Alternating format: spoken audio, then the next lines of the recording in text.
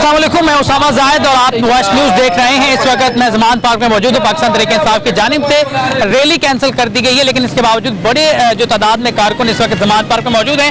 एक कारकुन हमारे साथ मौजूद हैं, बड़ा खूबसूरत लिबास उन्होंने पहना हुआ, इनसे बात करने की कोशिश करेंगे। पाकिस्तान तहरीक इंसाफ की जानिब से रैली कैंसिल कर दी गई है, अब क्या होगा? कुछ नहीं, कल उन्होंने कह दिया कल निकलेगी। हमने तो अपने लीडर के कहने पे चलना है ना, जो हमारा लीडर कहेगा।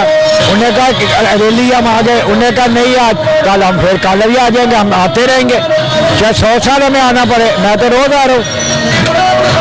ये आपने रेड लाइन ये पकड़ रखा है, ये कैसे बनाया है, क्यों बनाया है? ये मेरा हुनर है, मैंने पढ़ा लिखा हूँ, कोई ऐसी नहीं है बेटा। ये मेरे हाथ की कटिंग है, बाजार से तो 30 रुपए की मिल जाती है, लेकिन जो फल अपने हाथ से उगा के खाने का ना, वो कि दूसरे का हाथ से छीन के खाने का नहीं। मेरी अपनी हॉबी है ये ऐसी चीज़ें बनाने। मैंने बहुत बहुत कुछ चीज़ें बनाया, ये मेरे हाथ की रेटिंग है, समझ गया।